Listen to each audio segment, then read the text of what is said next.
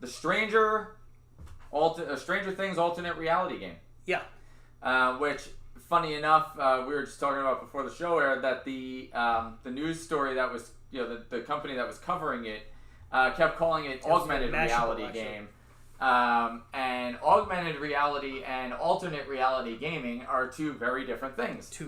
I will explain. An augmented reality game is the Harry Potter game. Right. So Wizards Unite is 100% an augmented reality game. You're using an interface in your phone or tablet or whatever to create basically a layover of the real world.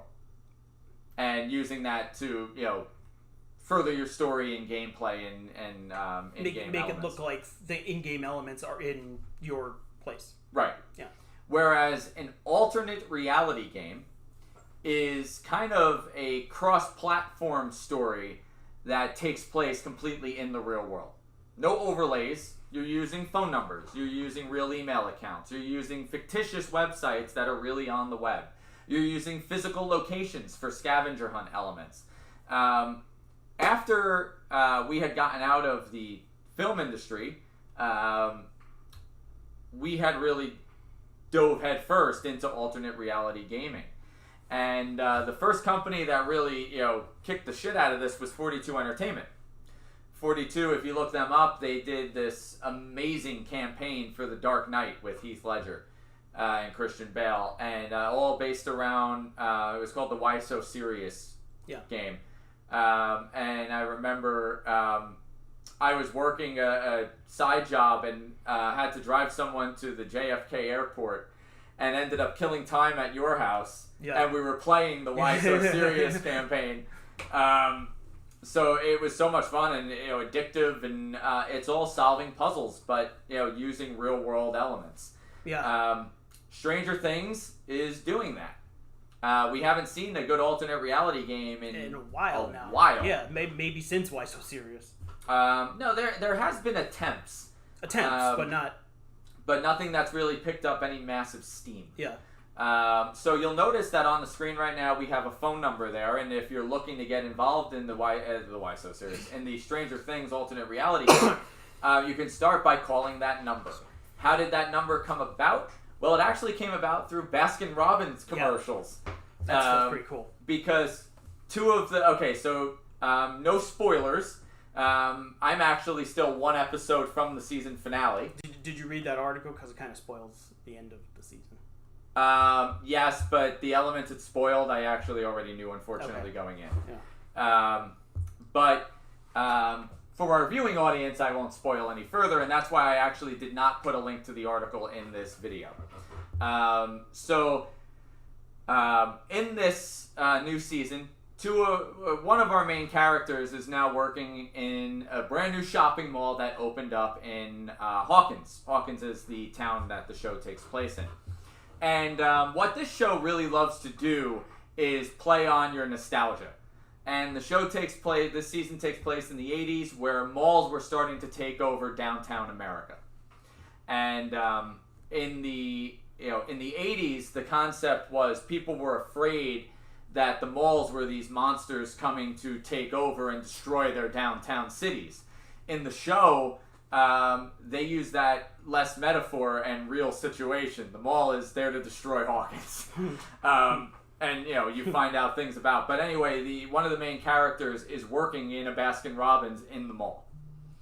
It's actually a Baskin-Robbins. I thought it was just like kind of an equivalent of Baskin-Robbins. I don't remember. Probably they have to wear these ridiculous sailor suits in the show and whatnot. And so there's this whole series of Baskin-Robbins tie-in commercials to Stranger Things, and you'll find this phone number in those commercials. I'm sure you can YouTube them.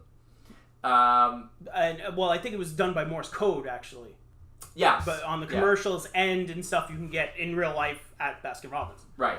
So you'll find this phone number, call it, you're going to have to present a code word. Not telling you what the code word is. I know what the code word is, but you will have to find the code word. And you'll probably have to watch the show. Right. To find the code word. And you probably want to finish the season before really diving into the game. Well, I think that this alternate reality game is actually for season 4. Yeah. Which will be October 2020. That's not officially announced by Netflix, but this show has a trend They do July, October by their seasons. So it will not be October of this year. It will be October of next year where the new season will probably come out. And it will probably be the final season. The Duffer Brothers have been very public about the fact that they had a 4-season arc for this show. Beyond that, as stated, I believe in a couple articles I've read online, the creators have always been worried that the show will lose its charm once the kids are too old. Once they're all adults, it doesn't. Have they been aging with the show, or is it the show picking up like days later each season? No, the show usually picks up as a summer later. Okay, so approximately the same. Typically, the kids go away for summer and then come back to the town and so forth. And and every time they come back to the town, something horrible happens. Well, what's funny is I actually said this while Jess and I were watching the show, is this town has Gotham syndrome, where it's like not believable that anyone would live here anymore. You got these major supervillain types taking over. It was getting that way with True Blood after a few seasons. It was like every time Anna Paquin's around, something horrible happens. She literally was away for a year, and everybody was fine, and then she came back, and everything went to shit again. One thing that this show has done pretty well, though, is that, the first season is really all about the character of Will. Will is this kid who who basically disappears. And it's all about trying to get Will back. And then Will in season 2 is a host for the villain. And then they get it out. Right. Season 3, it's a different set of hosts. They've changed this up. It's not like it's just rehashing that every year the same people are attacked and the same things happen. But the kids just happen to get involved. The kids know what happened in this cover-up. So, they see the signs happening around them, and they're coming to the rescue of new characters, so to speak. And 11's basically an X-Men superhero. Mm-hmm. Which, by the way, Marvel, now that you have X-Men, watch this show to see how to really handle mutant powers, because 2 scenes of this kid 11 kicking ass with her powers dwarfs everything they've done in X-Men. Well, the problem, not to get too off track, but the problem they had with X-Men is they had too many characters. They have 1 mutant character on Stranger Things. You can do that a lot better than having 10. Well, I mean, it's more about writing the ensemble. And I think this show does a pretty solid job of giving everyone their moments. I mean, maybe it's just because it's TV and not film. But even the X-Men movies in general were just like, here's Wolverine, and then they just ignore everybody else. So, I mean... Which actually just came out that they were going to have Hugh Jackman as Wolverine in Dark Phoenix, even though the timeline in no way, shape, or form added up to that. It's probably for the best. And the reason it got pulled was because one of the producers came in and was like, it's way too creepy to have Hugh Jackman hitting on the new Jean Grey. She's too young. Oh, they were going to have that happen? Yeah, but Jackman's like 50-something, and Sophie Turner's like 20? 20? Yeah, but theoretically, Wolverine hitting on anyone then is creepy because he's like 100. He's very old, but yeah. but he looks 50, and he looks like an adult. Right. I do believe this alternate reality game is completely moving towards the next season. Yeah. And the first segment of this campaign probably will end this week. Which, that's very interesting that they would do it on the tail end of season 3. So, yeah, like you said, that it's going to end this week, and then they'll probably have a continuation right before season 4 launches. They'll probably have a continuation somewhere in the middle, and then a final element. Like Why So Serious had segments where, it'd be like, come back soon, or, I remember one of the best ones was the melting candles in the pumpkin, and counting down to the next segment when, as the pumpkin kept melting. By all means, Google the Why So Serious campaign. You could actually still play through parts of it, and it's really fun. Because that was the apex of the ARG game. Yeah. So with this Stranger Things element, I think, this season has, for the first time ever, an after credits scene. So if you haven't finished watching, stick around for the after credits scene. It's important for season 4. And the ARG is playing right into it. So...